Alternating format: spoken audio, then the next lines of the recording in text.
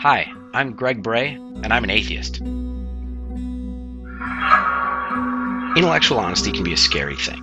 It means setting aside your pride, putting your most cherished beliefs on the line, and examining them with honest and open inquiry, looking at them from dissenting viewpoints and considering all of the evidence and all the options and admitting a possibility that you might be wrong. That's so scary, in fact, that people have cloistered themselves away. They've locked out dissenting opinions, shunned them, or worse, through almost all of human history. But the New Covenant Group is different. Join us Sundays at 6 o'clock for Inspiring Honesty, authentic inquiry between a believer and a non-believer on the questions that really matter.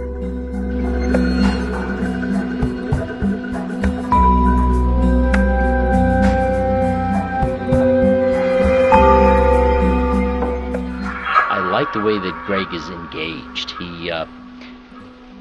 He's enthusiastic about this in a very real way, which is excellent. I think he's ready to deal with the issues, bring out what he perceives, and to be honest with you, I'm more than excited and ready to respond. When I was first asked to be on the show, I have to be honest, it was a little daunting. I've never seen, and as far as I'm aware, there's never been an atheist in a hosting position on a regular show through a Christian broadcast.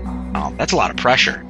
I need to really represent my side well, but I'm excited. I think that this is going to be a fantastic opportunity for some important conversations that never would have happened if the Christians stayed with the Christians and the atheists stayed with the atheists and the theists stayed with the theists and the Muslims stayed with the Muslims.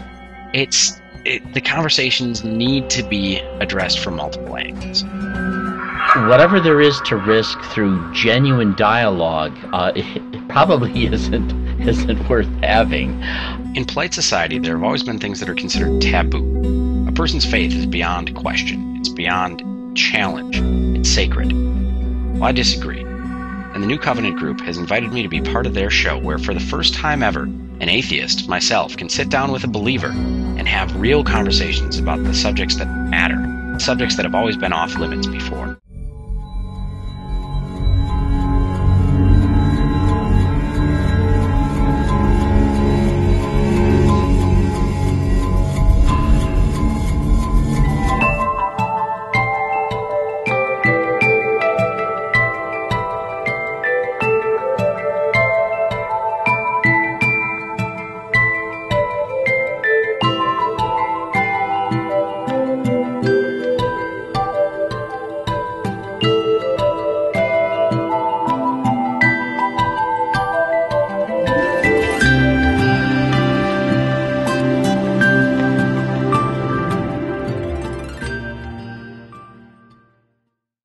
Hi, and welcome to Inspiring Honesty. I'm your host, Greg Brahe, and I'm an atheist. I am happy that you joined us here today. I'll be joined again with Bob Greaves, having discussions today that are a little bit less scripted, less directed, I guess. None of them have been scripted, but today I'm hoping that we can get some user interaction and a few questions. I've had a few things brought up, and I'm hoping to address individual topics with Bob today, and hoping to have a great show. Aside from that, I don't really have an opening for you this week. I don't have my monologue because I couldn't think of what to do. I think that a dialogue is going to be the best way to open. So with that, I wanted to introduce once again Bob Greaves. Bob, welcome to the show. Well, thank you, Greg. It's great to be back with you. I've enjoyed the previous shows. We've had some great discussions, and I think they've been very challenging. I hope that those listening have found them as such, too. I hope so. I'm not getting as much feedback as I'd like. Again, I implore the audience, please to send us in messages. Let us know what you think. You can email me at any time. My email is greg@inspiringdoubt.com. Name's a little bit different from the show, but please let us know what you think. And I'd love to get more direction. Also, look for me on Facebook. I would love to have your interactions. I have a page that goes along with that email. That's Inspiring Doubt. And I would love to get any interaction from anybody who's watching the show, and let us know. So Bob and I were talking a little bit right before the show about his idea, something that we could talk about. Dr. Jones had posted earlier this week a video of Richard Dawkins talking about human history. I personally didn't get the opportunity to watch the video, but I've read the argument. It's from one of his books. So I'm familiar, and I think that might be a fantastic topic for us to go into. Bob, did you give a little bit of a Oh, wasn't it Hitchens, not Dawkins? oh, I'm But sorry. You're right. It's Christopher Hitchens. right, yeah. I said Richard Hitchens, and that probably right. You know, I think that he had an argument on there where he's a very forceful person, and he has a lot of strong arguments. I think basically the argument that he offered in that snippet was that he believed that, first of all, that evolution is a very definite concept, and so that if we have human beings who, at conservative estimates, have been a species around for over 100,000 years, maybe even longer, and yet religion and history has only been a part of our cultures for only 10,000 years. He thought that this is a horrible scandal against the idea of God, because this would have to mean that for 90,000 years, at conservative estimates, God totally ignored all the horrific suffering and violence and difficulty and disease and problems that the human race was going through before we finally reached historic levels. And I think that he makes a very forceful argument that gives much to be considered.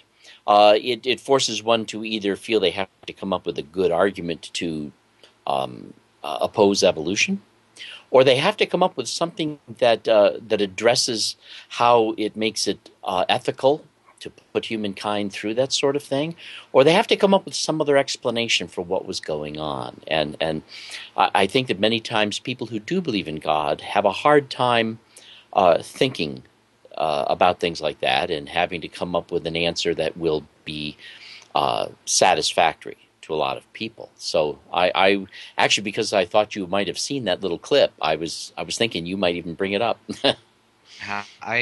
I'm sure I would have had I watched it here. I think I saw it in the stream, and I just didn't have the opportunity to sit down and watch it. It's fun having a 2-year-old running around. Makes Well, that you more might difficult, I tell you. Yeah, you might have But no, actually I have enjoyed read some the of the article. conversation of mine that followed that, where I was involved in somewhat of an awkward situation with some other people who didn't particularly care for Dr. Jones' opening remarks, and but we went through that little fray. So you might have enjoyed it. You should go back and read it sometime. Maybe bring up more things. I absolutely will. Hey, anybody watching, join us after the show. Look for that in Dr. Jones' stream, and we can have a conversation. But I think that I'm very familiar with the argument. I believe that is from Hitchens' book, the End of Faith. I might have it right behind me. Oh no, I'm sorry. God is not great. God is not great, yes. And he also has a documentary that takes a look at his conversations with another theist. And that particular video was actually a short clip from it. Both are available on YouTube. I think the larger documentary is about an hour and a half. Oh, And okay. a lot of information there. So what struck you as specifically interesting about that argument? The fact that you thought it would be a good topic to talk about. I mean, you hear a lot of things. What was Sure, it that brought it yeah. to your mind? Well, first of all, as a theist, I do believe in God. And secondly, that the argument, I think, does pose a very real question for people who would accept the concept of evolution. And I happen to be a Christian who also accepts the concept of evolution. Uh, I don't. I don't think, though, that this argument that he offers is necessarily the only way that one can make sense of these implications. Mainly because I think that I take a different view of Genesis than most people do. And so I actually don't see the problem that he sees as something that actually affected the human race the way he thinks it does. For example, I think I could come up with an argument that is where I could assert something that, be honest with you, I don't believe. I don't believe this. But what if I were to make the argument God created the entire universe 2 minutes ago, which means that when he created the entire universe, this show was apparently already in progress.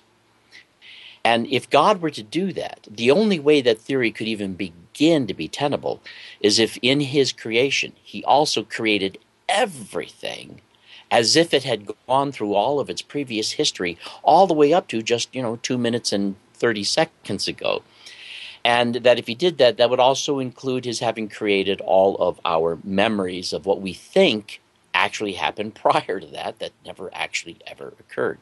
Now, of course, the interesting thing about that argument is as interesting as it may be, as possible as it might be, it is also kind of silly. But it would also bypass the possibility that that any of the suffering supposedly that happened prior to 2 minutes ago ever even occurred. But I offer that argument only in the fact that it allows us to recognize that if there ever was a creation at any time post Big Bang, the way that I would understand, and I don't know that there was, that it could involve such a thing as God cutting to the chase and creating an entire universe, setting it in motion the way we kind of experience it today, but by having cut to the chase and having bypassed all that other stuff, but creating everything as if we'd actually gone through it. But there were no dinosaurs. There was no Big Bang. But everything, nonetheless, I mean, it's just, a form of cutting to the chase. There's no reason why a God, if there was a God who was all that powerful, couldn't do that, There's nothing to prove or compel us that that's indeed what happened. However, when I go back to his particular argument, when I look at Genesis, I disagree with the way many Christians interpret it. I see in that a poem, that most of what God is talking about on these 7 days is poetic. It's meant to kind of talk to us about the three major environments we're familiar with today that happen on 3 different days. And then the 3 days following that, all of the things that we are familiar with today that occupy and fill those environments. And then this great day of rest, which I understand to be, well, the ongoing present. But in that first chapter, there are only 2 verses that use a very different word for made or create. And that is the verse where it says, in the beginning, God created the heavens and the earth. It then goes on to say, but the earth was void and formless. Now, I interpret that to mean, as I see it, there was this big bang. And at the time of the big bang, there was no earth. It didn't have any form. It just didn't exist. It was void. I think that's the way that the word that's translated void actually meant. So it wasn't there. But, I don't know that I can explain to you how it happened, so let's do this through poetry. God said, let there be light, and there was, and so forth and so on. Then we finally get to the point where we create man. And here God uses that same word again. In the other verses, and, God made the light and made the, it's a different word there. But when it comes to make man, he makes man in his own image. And this is a similar word for create.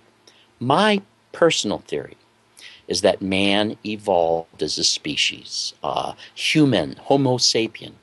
And we finally arrived at a point where we were reaching a certain potential as well as becoming extra vulnerable.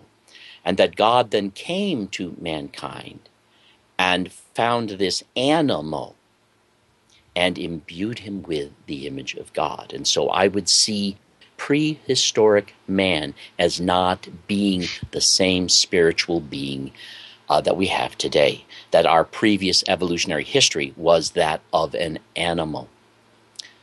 Well, that's a really interesting interpretation, I have to say. And I did want to, before I go into that, I wanted to say there's a viewer who commented something that's exactly what was going through my mind when we were talking about, or when you were talking about the Earth being created 2 minutes ago. Is that even if we accepted that that is true, or suspected that that was the case, would that not give us a hesitation to trust anything from God? That's a pretty deceptive move. Well, I think I can empathize with that, but I don't think it's a deceptive move because, I mean, I don't. If there is a God, I don't see how that God could do anything where we at our particular level of intelligence would be completely on board with it, or completely understand it, or completely appreciate its implications. But I certainly think that we would be very justified in raising our eyebrow in wondering about that. But the truth is, no Well, matter I what guess the scenario, point behind the deceptive side of it, though, is that it'd be one I thing if God created us with sufficient memories and sufficient things to fill in the curiosity or ways that we could understand the world around us. But why Gentlemen, dinosaurs? Why the billions of years before human existence? These well, they're things are just necessary for there for. evolution. I gentlemen, mean, it's this is totally your necessary. producer, Joey Livingston. I'm chiming in here a bit rudely to find out if you guys would like me to play at least the audio from this video that you're discussing. You know, in a moment, that How might long be is great. it? Let's see. It is.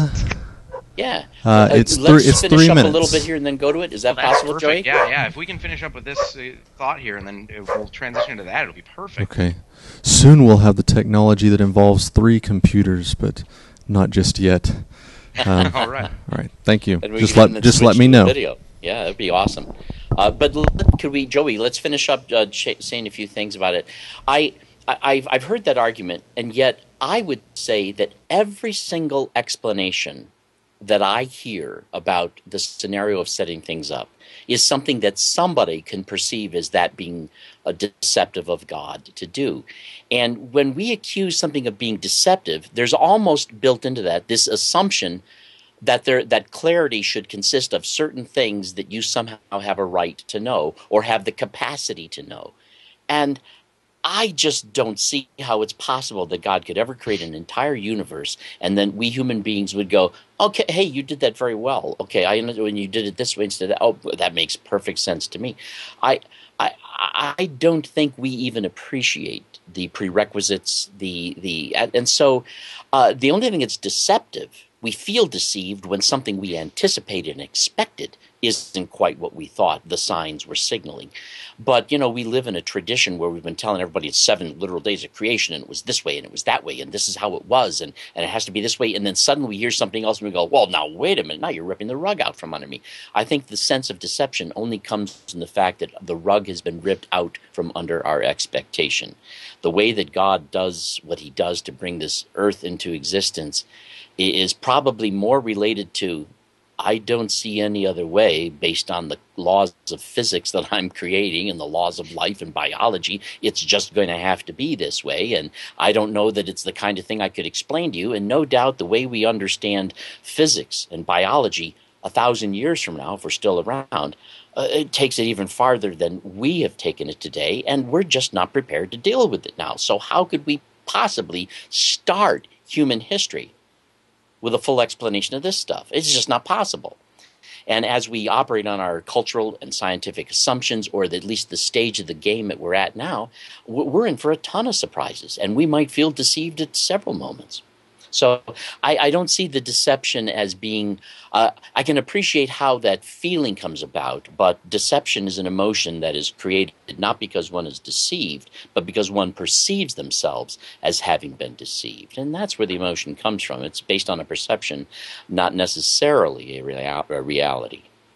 I think I might disagree on that one, but before we get into that, I really want to get to the evolution part, because as a biologist, hey, that's my cup of tea right there. A lot of people Awesome. have accused me of focusing too much on evolution, but I think it's one of the most integral aspects to life in general. So if we can hear what Hitchens has to say about it, that'd be fantastic. Joey, are you ready for us? I am ready. So we're just going to play the audio this time, but here we go. I'm going to sit here and make goofy faces. Give it to us, Rick. Let's say that the consensus is that our species, we being the higher primates, Homo sapiens, has been on the planet for at least 100,000 years, maybe more.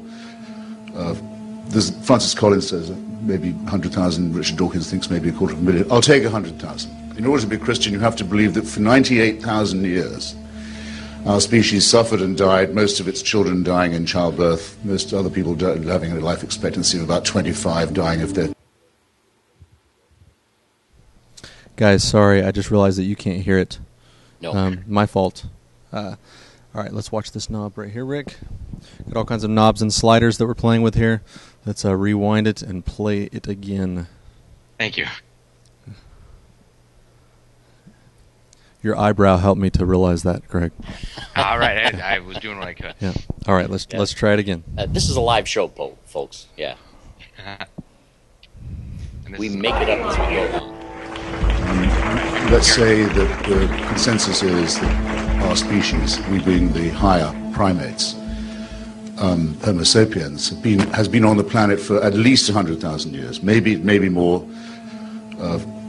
Francis Collins says maybe 100,000. Richard Dawkins thinks maybe 250,000. I'll take 100,000. In order to be a Christian, you have to believe that for 98,000 years, our species suffered and died, most of its children dying in childbirth, most other people having a life expectancy of about 25, dying of their teeth, famine, struggle, bitterness, war, suffering, misery, all of that for 98,000 years. Heaven watches it with complete indifference. And then 2,000 years ago thinks, that's enough of that. It's time to intervene. The best way to do this would be by condemning someone to a human sacrifice somewhere in the less literate parts of the Middle East. Let's appear to the Chinese, for example, where people can read and study evidence and have a civilization. Let's go to the desert and have another revelation there. This is nonsense. It can't be believed by a thinking person. Why am I glad this is the case? To get to the point of the wrongness in the other sense of Christianity. Because I think the teachings of Christianity are immoral. The central one is the most immoral of all. That is the one of vicarious redemption. You can throw your sins onto somebody else. Vulgarly known as scapegoating, in fact, or originating as scapegoating in the same area, the same desert. I can pay your debt if I love you. I can serve your term in prison if I love you very much. I can volunteer to do that. I can't take your sins away because I can't abolish your responsibility, and I shouldn't offer to do so. Your responsibility has to stay with you. There's no vicarious redemption. There very probably, in fact, is no redemption at all. It's just a part of wish thinking, and I don't think wish thinking is good for people either. It even manages to pollute the central question, the word I just employed, the most important word of all, the word love, by making love compulsory, by saying you must love. You must love your neighbor as yourself, something you can't actually do, but you'll always fall short, so you can always be found guilty. By saying you must love someone who you also must fear, that's to say a supreme being, an eternal father. Someone of whom you must be afraid, but you must love him too. If you fail in this duty, you're again a wretched sinner. This is not mentally or morally or intellectually healthy, and that brings me to the final objection. I'll condense it, Dr. Olasky, which is that this is a totalitarian system. If there was a God who could do these things and demand these things of us, and who was eternal and unchanging, we would be living under a dictatorship from which there was no appeal, and one that could never change, and one that knows our thoughts and can convict us of thought crime and condemn us to eternal punishment for actions that we are condemned in advance to be taking. All this in the round, and I could say more, it's an excellent thing that there's absolutely no reason to believe any of it to be true. Very powerful argument, I think. I don't agree with it, but I think that it forces us to recognize the keen logic of it. Well, I think it's a very powerful argument if we grant certain things. I mean, one thing that Hitchens frequently guilty of is pigeonholing Christians in a lot of ways. And I think so. I think the totalitarian and I'd imagine that may have been more of a rhetorical tool for him than a Calvinists certainly believe in a dictator God, a God who is in absolute determinate control of everything. In fact, Calvinists believe in a God who has even determined that those who shall suffer in hell forever were actually created for that very purpose because it brings glory to God, demonstrating the great contrast of his awesome holiness. That's something Calvinists really believe. This would be another example of one of those gods I simply wouldn't worship anyway. Well, fortunately, not all Christians accept that kind of a concept. And I do think that he did pigeonhole a number of things. For example, the scapegoating concept is a common way of understanding the atonement, but it's certainly not the way all Christians understand the atonement. It's certainly not the way I understand the atonement. I think that does cover a very large majority of that is the one sort of central theme that tends to tie most Christians together. It So, does. And I agree with him that there's a sense in which that which you are responsible for, you must remain responsible for.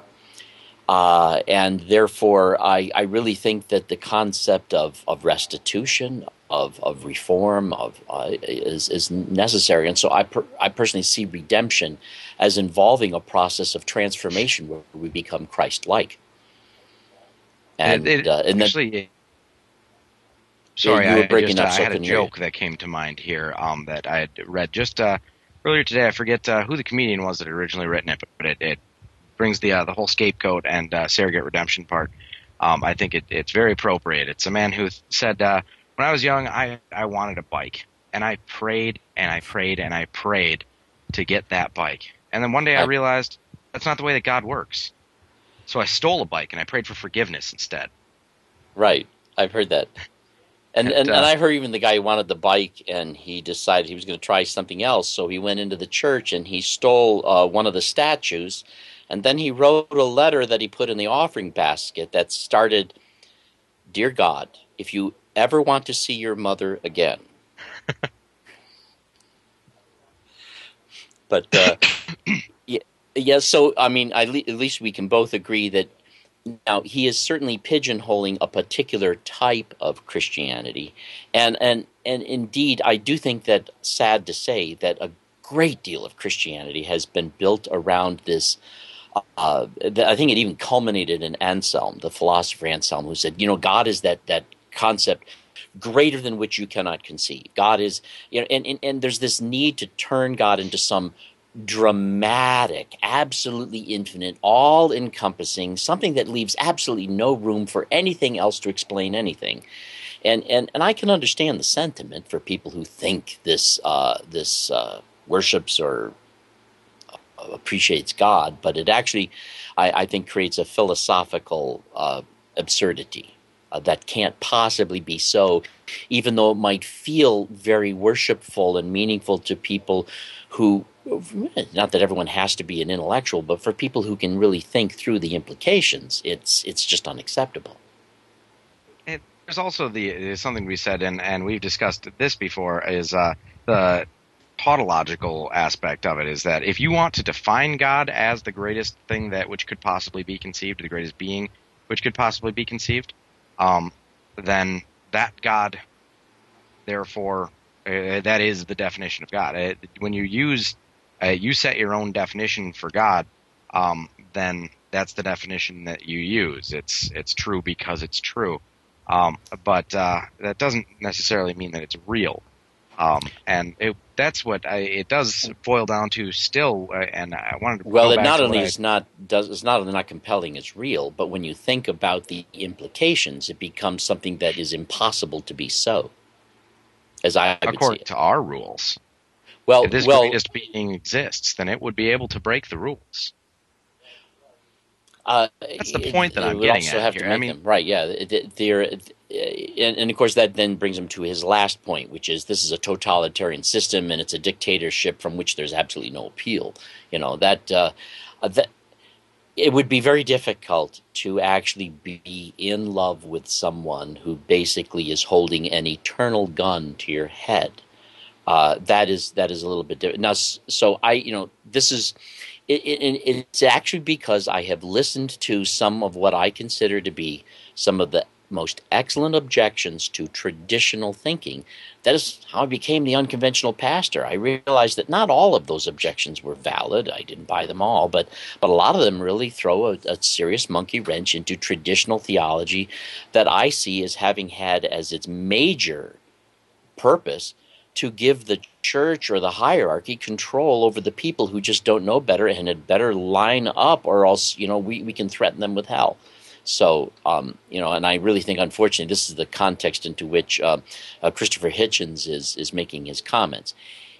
And in light of a lot of the scientific evidence that indicates that it's far more likely that this evolutionary history exists, he makes an excellent point. He's talking about people dying from tooth decay, people dying from stillbirths, and all the health problems and the difficulty for 90,000 years, and then suddenly this totalitarian dictator appears on the scene. Like, where was he before? Right. I mean, it'd be one thing if the totalitarian dictator was there from the very beginning and messing with humans, but the fact that it started relatively recently, and even if we go back to the time of Abraham or Moses, it's still that's not Right.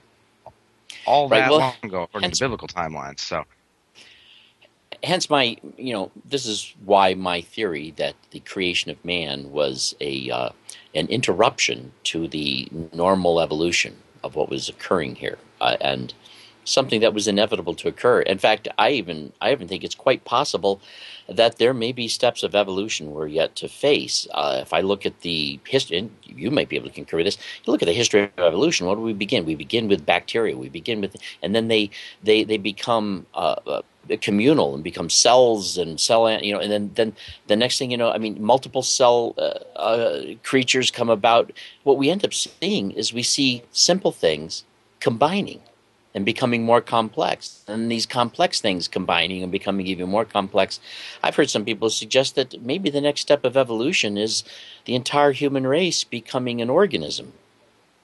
Ray Kurzweil has some interesting points on that, with the idea of technology being the next step in human evolution, where we can directly interface with machines and therefore make sort of a superhuman, whether it's a single human or a super meta-human, where we all can collectively pool our consciousness through the tools of technology. And we may leave our physical bodies behind even, which sounds Borg-like to me. I don't know that I'm looking forward to that, but if you haven't tried it, you shouldn't knock it, I guess. That's true, but maybe once you try it, there's no going back. Exactly. We can't, you will be assimilated. I wanted to get into the evolution thing because I mean, as I said before, as a biologist, that is my cup of tea. I love to talk about evolution, and not because I love evolution as a process. And that's, I think, what Hitchens was getting at.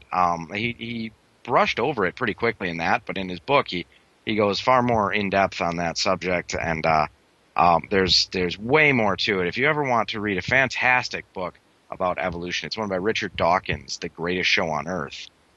It goes through the true history of life as far as biology is aware, and he's an evolutionary biologist, one of the more respected ones in his field, or at least one of the most famous. I can't necessarily say the most respected, but he certainly has made a name for himself, and that started with his books on biology before his books on atheism came out. Right. The Greatest Show on Earth is a pretty recent book of his that it goes through arguments against intelligent design and shows that evolution is indeed the way that things work. It's sort of a follow-up to his first book on the subject, The Selfish Gene. But he goes in great detail through that book about how horrible evolution really is. And those who subscribe to the belief of intelligent design, I think through no fault of their own in many cases, but simply ignorant to the reality of what evolution really is. It's death. It is a lot of needless death, and it's a lot of horrible, mayhem, painful death. Isn't that Neil deGrasse Tyson's argument as well? I believe so. He makes a lot of interesting arguments. He thinks that the history of evolution, and by the way, I disagree with him. He thinks the history of evolution shows that there's so much violence and horror in this process of evolution that he finds this hard to then say there must be a God of love. But that's I know that's part of his argument. Well, Dawkins goes in depth talking about things like parasitic wasps, things parasites in general, organisms that they make their lives by living within and on other organisms. But the parasitic wasps are a great example, because there are wasps that they lay their eggs inside of a living caterpillar, and either through the virus that is carried in their sting or through an excretion from the larvae inside of the caterpillar, they're able to control it, basically turn it into a zombie. Some of them will commit suicide at the right times. They drop into a pool of water because that's where the next step of the wasps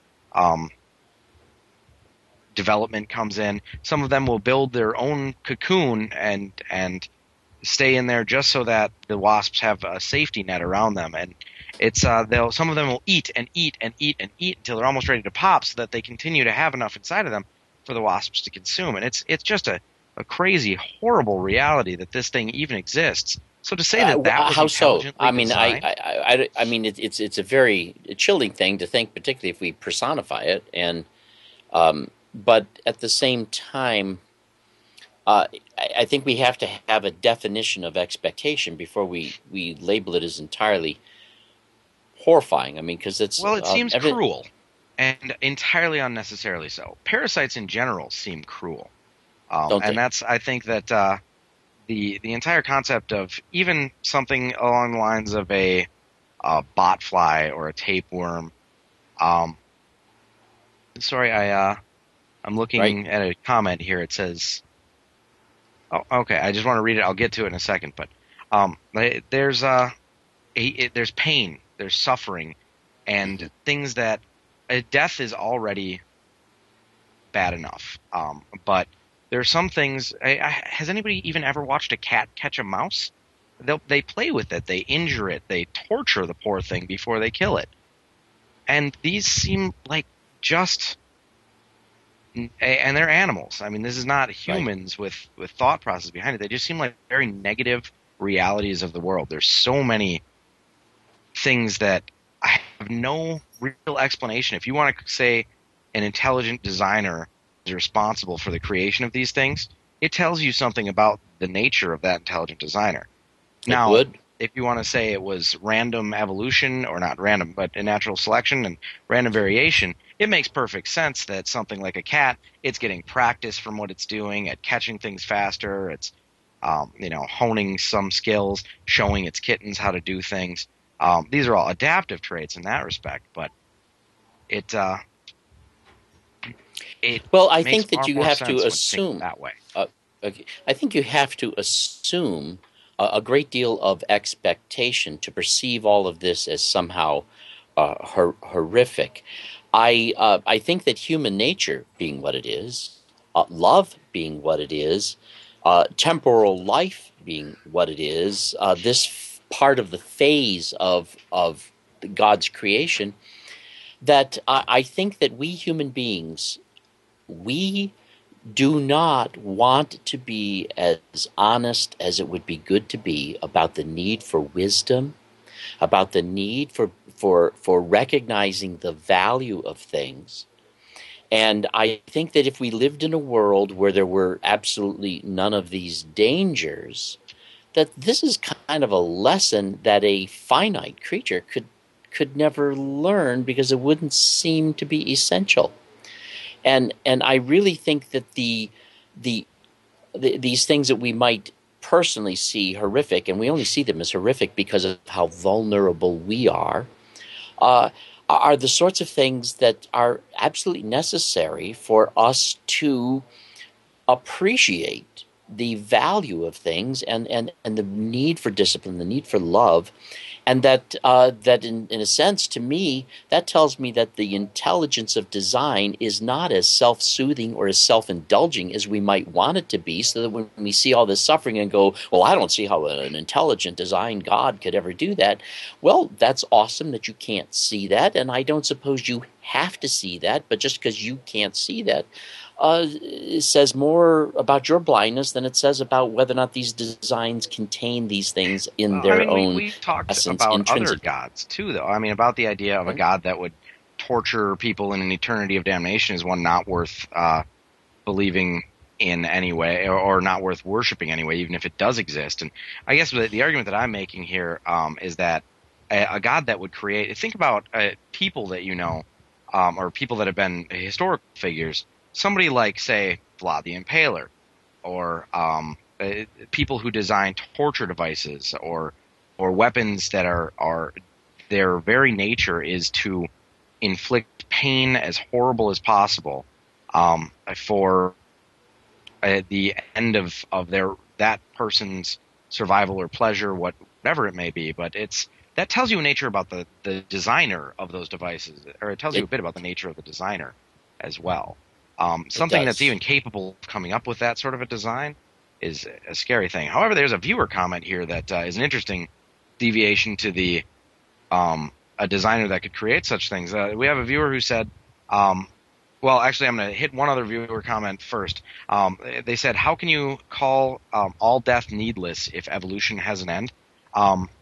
And my short answer to that is that there, as far as I'm aware, is not any biologist claiming that evolution has an end game. It's an undirected process. Until the entire universe dissipates, it's an ongoing process. And not only that, but if you're an atheist and an evolutionist, evolution just is. There's no purpose. It just is. Yeah. Absolutely. So that's I wanted to hit that comment first. Is that unfortunately, I know it might be comforting to think that humans are the pinnacle of evolution, and we've been directed to this since single-celled organisms. But the reality is, according to evolutionary theory, we're just another random animal. Happen to be what we are because it was adaptive for us through our evolutionary history to become more and more like we are today. And it could end up someday down the road that humans are not very good at surviving anymore, and humankind goes extinct. So, being a human being, I am kind of fond of the species. Right? But, I just hope that it goes long enough that nobody that I know is around, or lineages are long forgotten by then. But could I make one last point here? Sure. I think that all of these horrifying things that we've talked about, and I agree that there is a strong element of horrifyingness in them. And I would argue that we human beings, and not that we have to live our lives in fearful sobriety, but I think that we need the balance of recognizing the continuum of consequences in the options of this world. That I think that most of us as human beings do not appreciate the extreme foolishness of our politics, of our lifestyles, of where we're all headed as we're enjoying ourselves. And I think that the very possibility of, through this lack of insight, wisdom, and love, that we've got to start taking this a little more seriously, or this is not going to work out well for us. We're going to go through some suffering. Okay, the viewer did clarify. It says, what I meant was that death is needed for evolution to happen. So death is not needless. That's accurate. That's evolution relies upon death. And I want to make it very clear that it doesn't just rely upon death. It relies upon the death of the vast majority of everything that has lived, and an early death before reproductive age. Greg? You're familiar, no doubt, as a evolutionary biologist, that we've gone through many periods of evolutionary history where there was like a type of life, or a kind of a paradigm of life that was dominant, and then it seems to go through a mass extinction, and then a whole new phase of evolution seems to come on, and then it goes through a mass extinction, and then you're familiar with that concept, right? Sure, yeah. Yeah. Well, I've looked at that, and I'm actually come to the theory, and maybe as a biologist you can set me straight on this. When we realize that in the DNA that there are actually phrases of DNA. For example, I remember reading once where the DNA that determines the particular shape on this particular species of butterfly, that determines the species of this arch on its wing, they found that exact same DNA combination, for a particular, like a word in DNA, also exists in this lizard that determines the shape of its eyelid, and it's the exact same shape. I get the impression that what happens under evolution is, we're looking for all these missing links. I don't think you're going to find them because I don't think they're needed.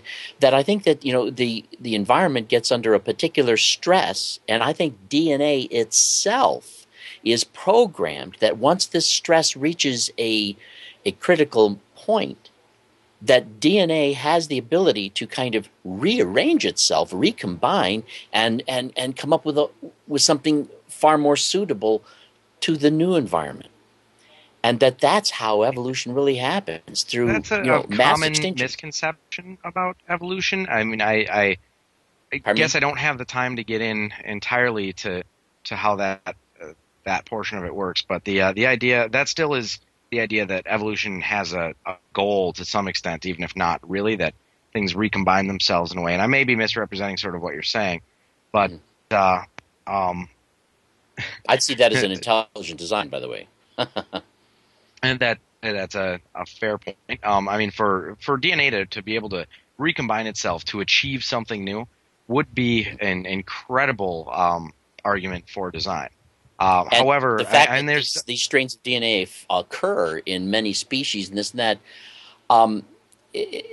well, you know, I see it as this way. I realize it's not compelling, but there is either a very sophisticated design going on here, or the necessary randomness in order for anything to have survived, if it was going to survive at all, would have to be this sophisticated. And that's a fantastic point. At the end of our last show, we talked a little bit about Noam Chomsky and about language. And DNA is a form of language. There's only 20 characters in it. Or actually, there's 4 characters in language, but they code into a 20-word language, essentially. And those words are combined into incredibly long and intricate phrases that are proteins. There's a lot of thought that junk DNA, or the things that don't directly code for proteins, may be related to how genes are expressed, and those are under. I'm not a geneticist. It could be the operating system. Right. There's speculation that it could essentially be the operating system, as most would be the easiest for people to understand. But the DNA itself. It codes for proteins. The way it works is there's adenine, guanine, cytosine, and thymine come together they're the 4 nucleic bases that pair up next to each other, can go in any order, but they come in triplets. So say ATC comes, and that codes for a specific amino acid, and then that amino acid is put and it's linked up to the next one, which is coded by the next 3 nucleic bases, and they're linked together and linked together and linked together, and that makes a protein. And then the proteins, based on the molecular forces, changes all kinds of things around. It's a very, very intricate system, and I can't get into that too much, but I would say that if there are cases, and I'd really like to see your source on that one. I have a feeling you were getting a slightly biased source, where the arch on a butterfly's wing is the exact same as the arch in, say, a lizard's eyebrow, unless it's a very, very similar shape, and they language. found in the genome, as they decoded it, a phrase of DNA that went on for a number of quite a ways in the strain that was identical. It's certainly, decoding genomes is at this point in time a young science, and we're no doubt going to be making a lot of stumbling conclusions along the way before we finally get there. But I think we're going to get somewhere. We have computers analyzing this stuff now, and I wouldn't be surprised if someday we actually decode the language of DNA. I'm sorry, Bob. We went off on this, and I am very guilty because I was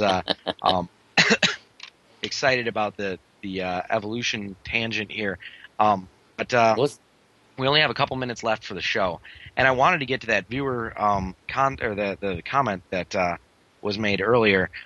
There's been a few examples listed, and this with regards to evolution being a useful process and things, but excuse me, the comment was actually completely disregarding the intelligent design of horrible things. It was saying that, and I know my Jehovah's Witness friend follows this exact same idea, is that when God created everything, it was created perfect. The lion slept with the lamb.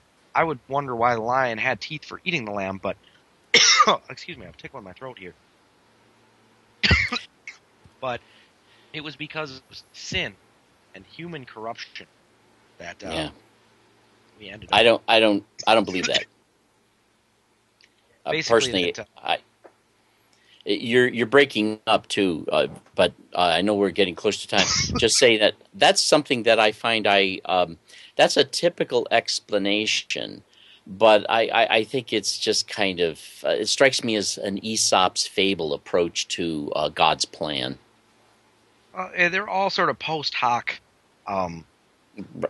conglomerations. We look at what we see and we come up with an explanation of what God must be like. Because, frankly, I mean, there have been many things that claim to be revelation, but if we take that at face value, we'd have to be arbitrary in choosing which one to pick anyway. So everybody's definition of God is based on their post hoc understanding of God, based on their interpretation of the universe and the experiences of their life.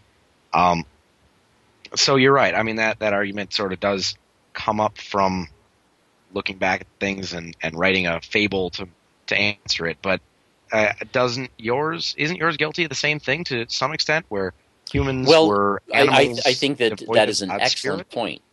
But I see theology as all theology is man-made. It is our attempt to grasp God.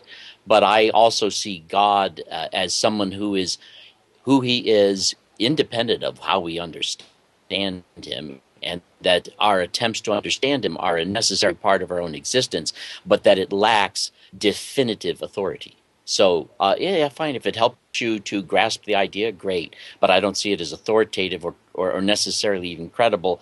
And sometimes we have to explode the box and build a better one. That's a fair point, and I think that we're going to have to sign off here in just a minute. And I wanted to leave the viewers and everything and the conversation with an idea. I believe it was Carl Sagan who said he would rather have an understanding of reality that's accurate than the most comforting delusion there could possibly be. And when we look back and come up with post hoc explanations,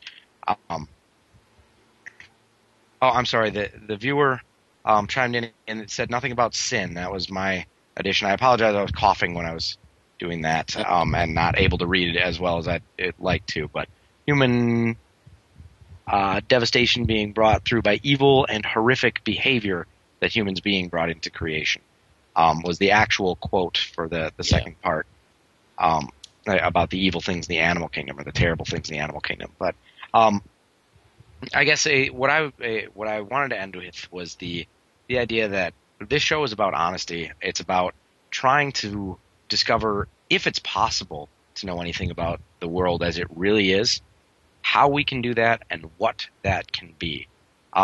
So the goal, for me at least, is to have the viewers and to have myself, have everybody, look at what we choose to believe or what we do believe, whether that's even a choice, is an interesting discussion on its own, and to say, is this something that I'm holding on to just because it gives me comfort, or is this actually true? Maybe we can talk about that more next week. Thank you. This has been Inspiring Honesty, and we'll be back next Sunday at 6 o'clock.